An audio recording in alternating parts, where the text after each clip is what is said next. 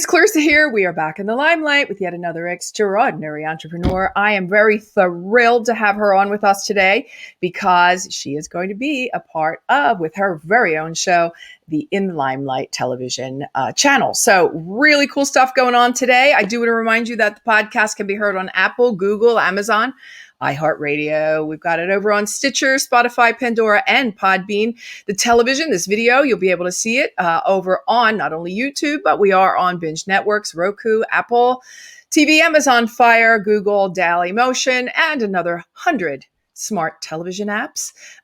Pressreader.com. I do want to remind everyone to get over to pressreader.com. It is the largest publication aggregator on the planet, and we are thrilled to be on there with In the Limelight with Clarissa, intelligent media for the savvy entrepreneur, with Lady Carnarvon on the cover.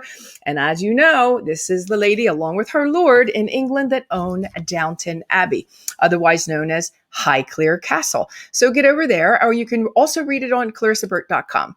My news desk, great friends, new friends. I've been working with them for some months now, and this is the way that I get out all the news of what's happening here at In the Limelight multimedia to all the journalists around the world. We get out news releases and press releases, so thrilled to the collaboration with them. All right, without further ado, I'm going to bring on Dr. Franchell Hamilton. There she is. She is going to be having her own show. We're so excited because we've been working behind the scenes, Franchell, for, I don't know, a couple of months now. Yes. Getting you ready and getting the background and getting the lighting and getting the microphones and getting everything ready for your show. Yes. I love your story. We're going to be talking about your book. We're going to be talking about the show. But I love also the fact that you consider medicine, alternative medicine, a transformational process and really a mindset. Walk us down that path a minute as to why you decided to take the path that you did in medicine. Yeah, so I was trained traditional medicine, MD, went to medical school, went to residency. My background is bariatric surgery and weight loss surgery and cosmetics. And that's kind of where my transformation and my kind of different pathways kind of grew into that. I had a lot of patients when dealing with their weight loss struggle, also had to deal with a lot of other struggles. It wasn't just their weight, their outward appearance. It was how they felt about themselves, depression, anxiety, like a lot of things that they were struggling with that was part of their weight, but kind of unrelated to their weight.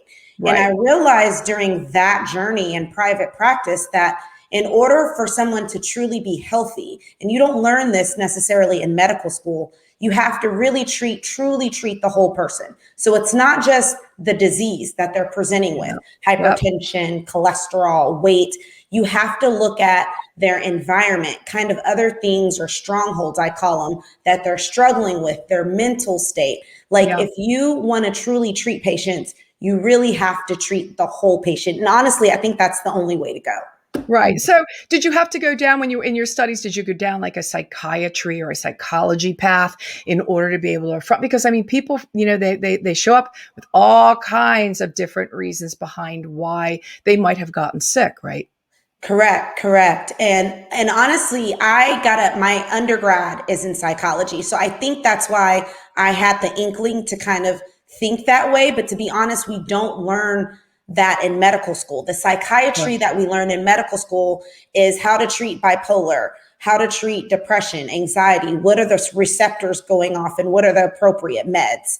We don't really address kind of a lot of the outside factors that are affecting so many medical conditions. I would argue that there are so many medical conditions that are related to environment and mental health much more than the actual disease in the person. And I think that mindset has to be treated first, hence why I wanted to kind of start the show and talk about all the therapies, traditional and alternative. You have to do both. Absolutely. And I wouldn't want to argue with you, but I would argue that your argument is right. I would definitely say, yes, I would definitely say a lot of it is coming from your environment. You talk about the 4 pillars of transformation. What are they? Yeah, so I created based on my experience in my private practice. I noticed that a lot of patients' roots was held in 4 big categories.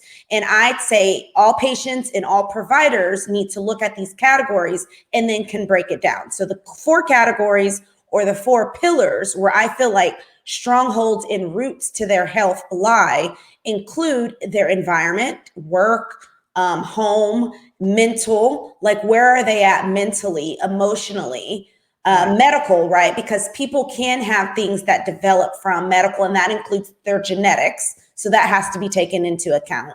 And then behavior. What is their behavior that they may not even know are their routine behaviors that they do every day? So once you are as a patient, because we're all patients, you need to find where this high cholesterol, weight, where is it rooted? Which pillar is it rooted in? And then I feel like we can break it down from there. So that's why I created the 4 pillars and the 4 categories. Yeah, absolutely. I want to take a look at your book. If you could show it to us. It's a transformation, is a mindset, the journey to change your input and your world. Let's take a, yeah, I love that. Yeah, here it is. Love that. Yeah, absolutely. And so the mindset being, how is it that when you're working with a patient, you start the process of helping them change the mindset around, taking care of their own health? Yes, absolutely. So I feel like it has to start there. So how do people feel about certain things? What is their motivation? What is their why? I think before you just dive into treatments, and this is across the board, specifically with weight, you have to figure out, why do they want to do this? Is it strong? Do they have kind of a backdrop to why they want to do this? And you need to tap into that first, because that why or that motivation is going to carry them throughout the process. Have they had anything that's happened in the past that would be preventing them from reaching their goal on what they want to do with health? You have to address that first. So is it really, the mindset or lack thereof that got them on the journey to, extreme weight gain, that then you work on and sort of reverse that process with them? Yeah. So that's the way it works. And that's the way I do in my practice. So I figure out what their strongholds are. For example, a lot of my patients have some bad eating habits. Weight gain, mind you, is not always bad eating habits. That is one of the factors. There's genetics, there's other things going on. Hormones. But their eating habits trigger certain bad behaviors. Patients need to know what their triggers are. So that's in the mind. So if I had a bad day, if I'm mad at a friend and I go eat, you need to be able to realize that and realize, why do you do that? To make you feel better? What are you trying to do there? That's a mindset thing. Yeah. So what was it that made you want to go down this path in the first place? So here you are, you're studying, you're going to school, you're probably going through, all the things you're supposed to do that they tell you need to do. But at a certain point you niched, right? You went into down this very specific, and as I said, niche path. What was the deciding factor for you? So essentially what decided it for me was it was not until I got into my actual private practice. So I did all the things that I needed to do to kind of finish med school, finish my surgery residency. And then it wasn't until I got into my private practice and I was doing traditional medicine in my private practice, because that's the way I was taught. And I kept 7 years in, I noticed that I had a lot of weight regain in my surgeries. I ended up doing revisions on my surgeries. And I had to ask at some point, why do I keep doing revisions? They did the psychology test that they needed. They had the nutrition training. And then essentially that wasn't enough for them. So I was missing the boat. So I had to go and figure out why. A lot of my patients came to me and saying they were having work issues or relationship issues or certain things like that.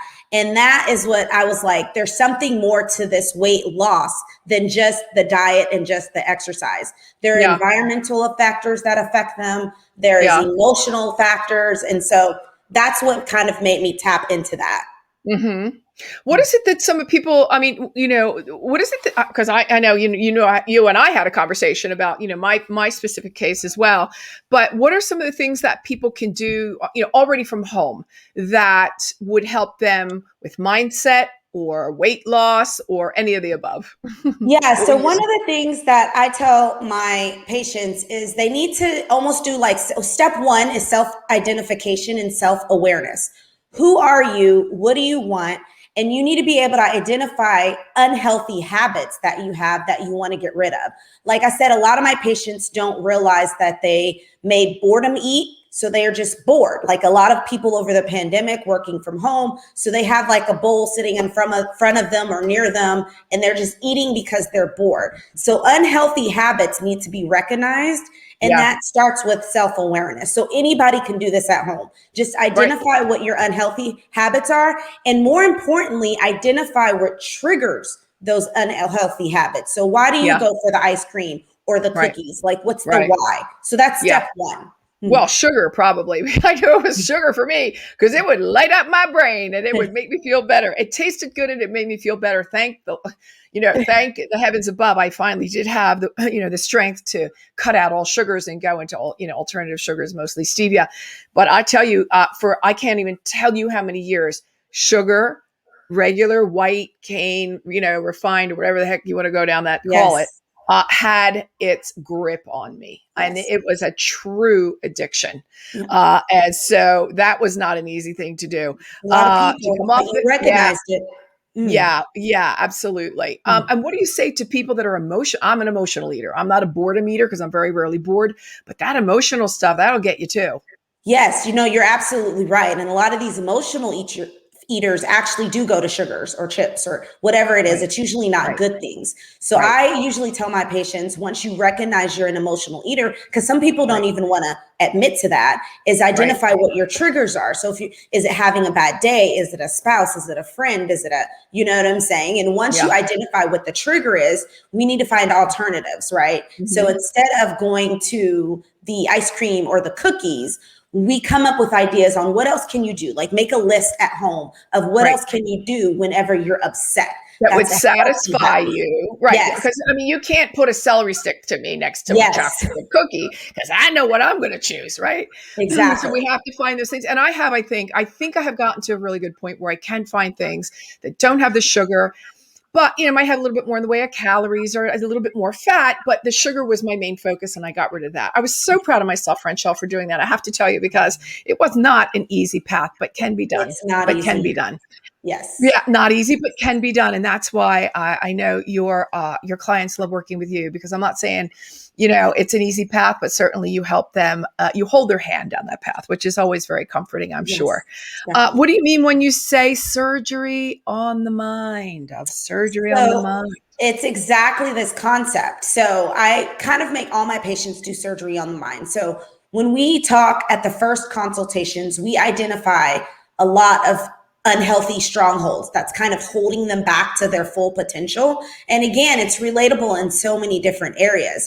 And so when I say surgery on the mind, I do surgery on the mind first. Let's dissect what's going on in your world first that's unhealthy, past hurts that need to be dealt with, things that you're holding on to or holding in that need to be let go. So those are little things that I talk about. Believe it or not, that's related to people being able to obtain their goal and maintain their weight loss. It's imperative to find that out. Yeah. And, I think that one of the most important things that I would offer up is that, hey, it's going to be a little bit of work. Sometimes the stuff you've stuffed down, you can only stuff so much.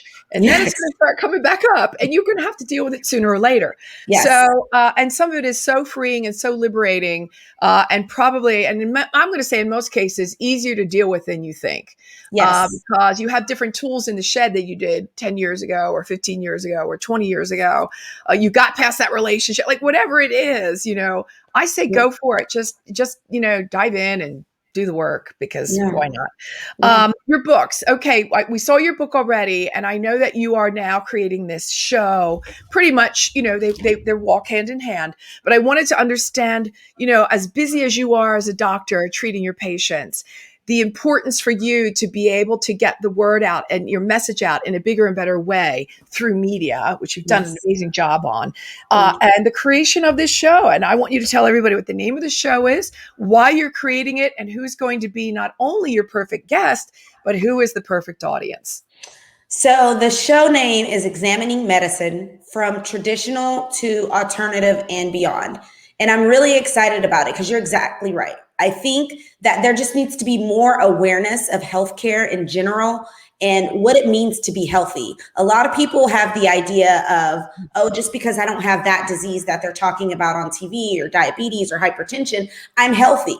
And healthy is actually social, emotional, mental, behavioral. It's way more than just not having a disease. So I'm excited to get the word out there. And because I think people need to look at it that way, because that's the way it needs to be treated by all providers. Right. You need to treat all aspects of health, and that's how people are made whole. And that's the goal of this show. So the show is pretty much for everyone, the audiences. We focus on all different type of health topics, how you can become whole and well and truly live well. Because if you're not healthy, you're not going to be able to live well. And we look at all aspects of health.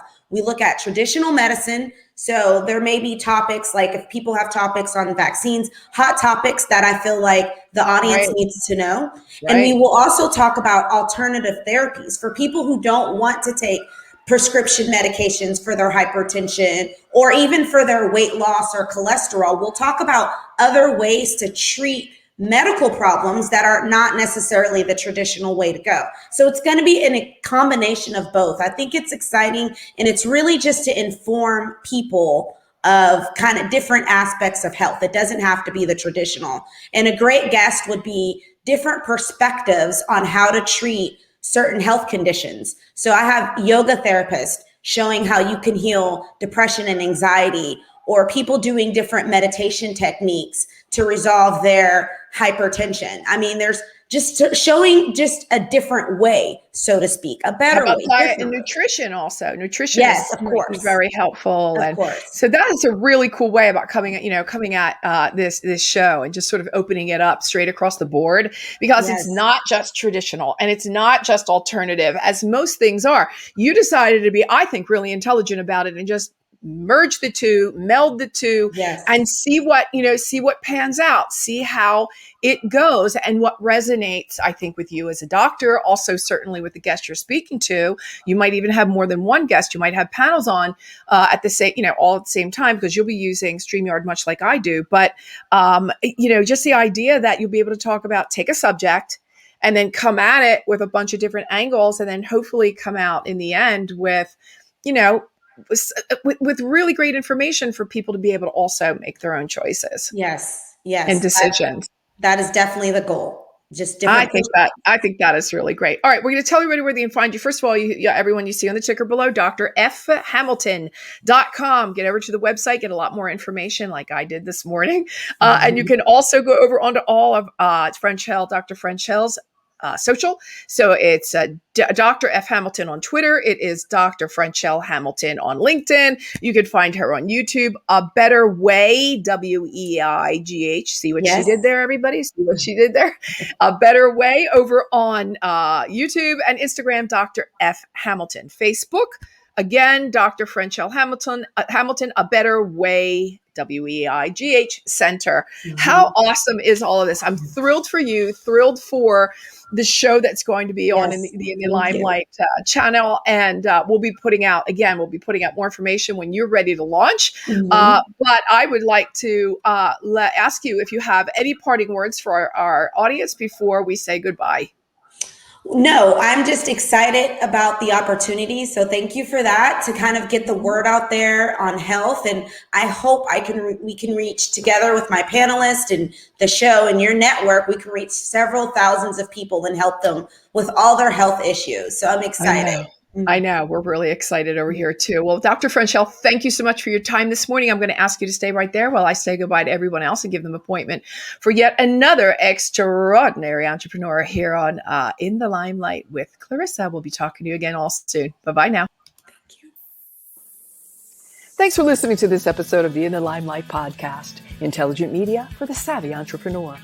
You can listen to this and all of my podcasts on Apple Podcasts, Google Podcasts, Stitcher, Spotify, Pandora, and Inspired News Radio. You'll find all of my videos and the In the Limelight digital magazine on clarissaburt.com. And don't forget to connect with me on social pretty much anywhere. Stay well until we meet again in the Limelight. Okay.